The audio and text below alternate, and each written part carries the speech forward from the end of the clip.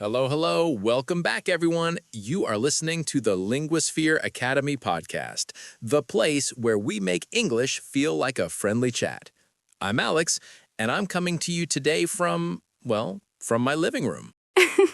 And I'm Sam, also coming to you from my living room, or actually from my kitchen table today. I needed a change of scenery. I love that. That's actually a perfect way to start, because today we are talking all about that exact thing, our homes, the place where you are right now, listening to us. That's right. Whether you're in a big house, a small apartment, a dorm room, or even listening from a car, that's your space right now. And knowing how to talk about it in English is one of the most useful everyday skills you can have. It really is. People ask about it all the time. Where do you live? Do you like your neighborhood? What's your apartment like? It's how we connect, how we share our lives. So today, Sam and I are going to do a very long, very relaxed, and very simple conversation. We're going to pretend you're visiting our homes. We'll describe everything slowly, we'll use easy words, we'll talk about furniture, rooms, what we like, what we don't like. We might even have a little laugh about the messy parts, because every home has a little mess, right? The goal is for you to finish and think, I know all the words to describe my kitchen. I can talk about my favorite chair. I can do this. Exactly. So get comfortable in your own home and let's start this tour. Let's start with the absolute basics. Alex, let's start with the first question you always get. How do people ask, where is your home? The most common question is simply, where do you live? It's short and direct. And your answer can be simple too. You can say the city. I live in Madrid. Or the area. I live in the north of the city. Right, but they usually want a little more. So the next question is often, do you live in a house or an apartment? And here are your basic answers. I live in an apartment. I live in a house. I live in a student dormitory. Or maybe I live with my family. Let's practice that right now. Alex, where do you live? I live in an apartment. It's in the city center. Nice. I live in an apartment too, but mine is in a quieter neighborhood, more in the suburbs. See? Easy. Now, after you say what and where, people get curious. They want to know what it's like. So they ask, what's your apartment like? Or what's your house like? This is where you can start to describe, but it can feel overwhelming. Where do you start? I say start with one word about the size or feeling. Great idea. You can say, it's small but cozy. It's a big old house. It's a modern apartment. It's very bright with lots of windows. Perfect. A cozy place feels warm and comfortable. A modern place has new, simple furniture. A bright place has a lot of light. So let's use those. Sam, what's your apartment like? My apartment is small, but it's very bright and cozy. I have big windows, so there's always light. How about yours, Alex? My apartment is quite modern. It's not very big, but it's efficient. Everything has its place. I like that word, efficient. It means it works well for the space. Okay, now we've set the scene. Let's go inside. We need to talk about the rooms. What are all the rooms called? Let's make a list together. We'll say the word, and you repeat it in your mind. The living room, sometimes called the lounge.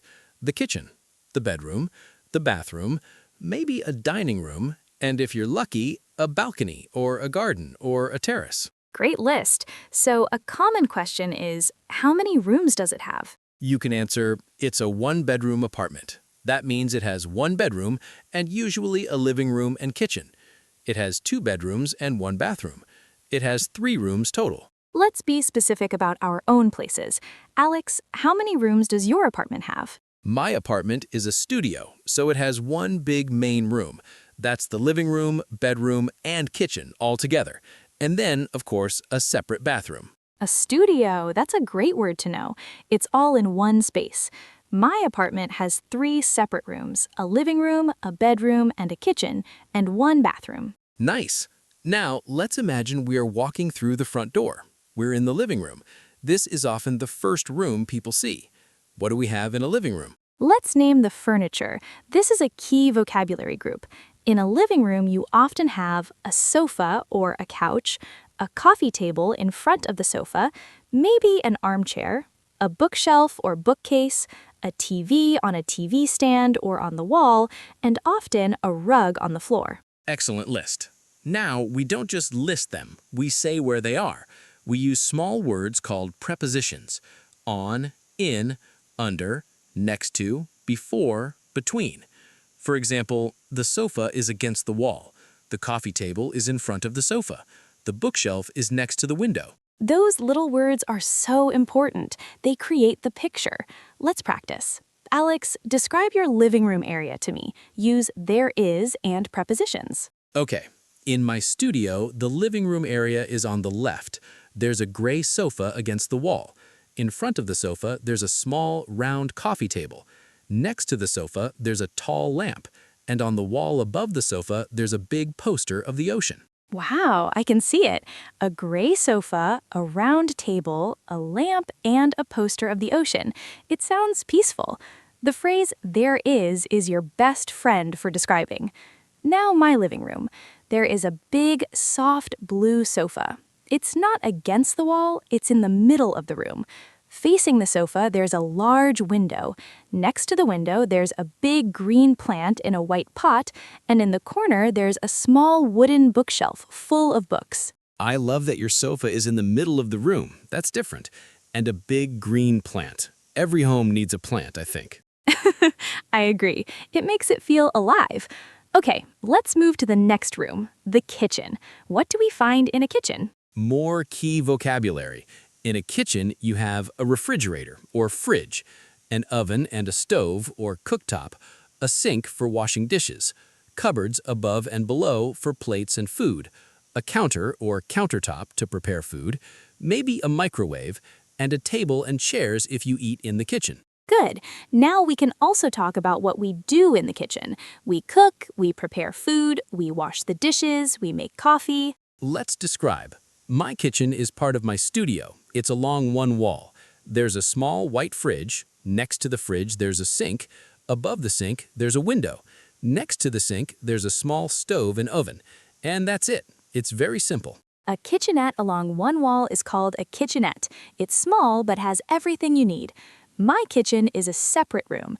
There's a big window, so it's bright. In the middle, there's a wooden table with 4 chairs. Against one wall, there's the fridge, the oven, and a lot of blue cupboards. I love to cook, so my kitchen is very important to me. A table in the middle sounds lovely. You can sit and talk while someone cooks. Now, the bedroom. This is a room for rest. What's in a bedroom? The most important thing, a bed. Is it a single bed or a double bed? A wardrobe or a closet for clothes, a chest of drawers, a tall piece of furniture with drawers for clothes, a bedside table, a small table next to the bed, often with a lamp, maybe a mirror. And we can describe how it feels. A bedroom should be quiet, dark for sleeping, comfortable, peaceful. My bedroom is my favorite room for sleeping. It's very simple. There is a big double bed in the middle of the room. On the left side, there is a white bedside table with a small lamp. Against the wall, there is a big white wardrobe for all my clothes. The walls are a light gray color, so it feels very calm. Light gray sounds very peaceful. My bed is in my studio area. I have a comfortable double bed. Next to it, there's a small table that I use as a bedside table. My clothes are in a tall cabinet in the corner. I try to keep my bedroom area very tidy because if it's messy, my whole studio feels messy. I know that feeling. Okay, the final main room, the bathroom, sometimes called the restroom or washroom. In a bathroom, you usually have a toilet, a sink or a basin, a shower or a bathtub or a bath, a mirror above the sink, maybe a cupboard under the sink for towels. We can describe it as clean, modern, small, spacious, big, or maybe needs updating, is old. My bathroom is very small but modern. There is a toilet, a small sink, and a shower. No bathtub. Above the sink, there's a big mirror and a shelf for my toothbrush and soap. My bathroom is also small. There is a toilet, a sink with a big mirror, and a shower. The best part is the window. It has frosted glass, so there's natural light. A window in the bathroom is great. Okay, we've toured the main rooms. But what about the extra spaces? Many people love their balcony, terrace, or garden. Yes, a balcony is a small platform outside an apartment, usually with a railing. A terrace is bigger, maybe on the roof. A garden is on the ground with plants and grass. Do you have any outdoor space, Sam? I have a small balcony. It's my little piece of outdoors. There are 2 small chairs and a little table out there, and I have 3 pots with herbs, basil, mint, and rosemary. I love to sit there in the evening. That sounds perfect. I have a balcony too. It's very narrow, but I have one comfortable chair and lots of flowers in pots. It looks over the street, so I can watch people walking by. I love that. Now let's talk about the feeling of a home. We mentioned cozy and bright. What are other good words? You can say a place is messy or tidy, cluttered, full of too many things, or minimalist, with only a few things. Noisy, you can hear the street or neighbors, or quiet. Warm, good for winter, or cool for summer. And you can talk about what you like and dislike. This is very personal and makes for good conversation. I like my apartment because it's close to my work. I don't like that my kitchen is so small. The best thing about my house is the garden. The worst thing is the old bathroom. It's okay to be honest. No home is perfect. Let's practice saying one like and one dislike. Sam, what do you like most about your home? The thing I like most is the light. My big windows make the whole apartment feel happy and warm during the day. And is there something you don't like so much? Sighs, playfully. The storage. I don't have enough cupboards, so sometimes my things are in boxes. It's a little messy. I understand that. For me, the best thing is my location. I can walk to everything, shops, cafes, the park. The thing I don't like is the noise. My street can be very loud at night with traffic. Location versus noise, a classic city problem. Now let's imagine you are moving or looking for a new home. What words do you need? You might say, I'm looking for a new apartment. I need a 2-bedroom place. I want an apartment with a balcony. It must be pet-friendly if you have a pet.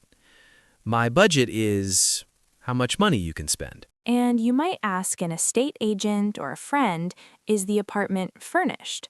Furnished means it has furniture already. Unfurnished means it's empty. Good point. Now let's have a long, natural conversation. Imagine you've come to visit me for the first time, Sam. Okay. Knock, knock. Come in, Sam. Welcome. Hi, Alex. Thanks for inviting me. Oh, wow. This is your studio? It's so bright. Yes, come in. As you can see, this is the main space. This is my living area and my bedroom area all together. I love how you've organized it.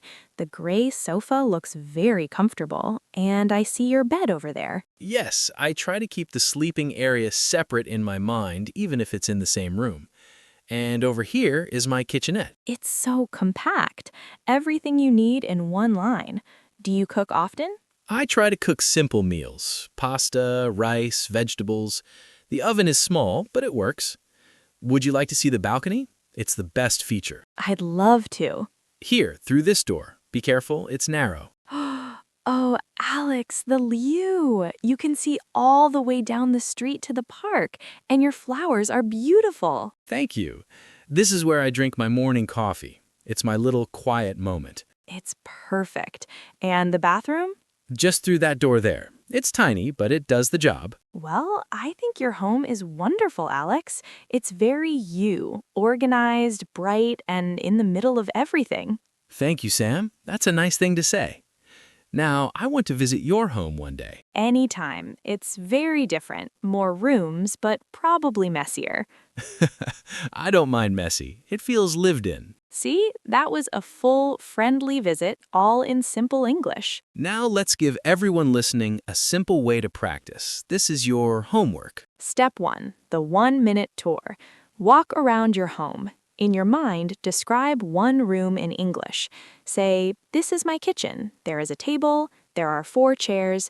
The fridge is white. The window is big. Step 2, favorite and least favorite. Think of one thing you like about your home and one thing you don't like. Say them. I like my big window. I don't like the noisy heater. Step 3. Dream feature. What is one thing you wish your home had? I wish I had a bigger balcony. I wish I had a dishwasher. If you can say those 3 things, you're ready for a conversation about your home. Remember, your home is your story. The furniture, the photos on the wall, the color of the sofa, it all says something about you. Sharing that in English is a beautiful way to connect with someone. We've talked for a long time about our homes today. We hope it felt like you were right here with us, having a coffee and looking around. Thank you so much for joining this cozy chat on the Linguasphere Academy podcast. Until next time, make yourself at home in your English practice. Goodbye. Bye.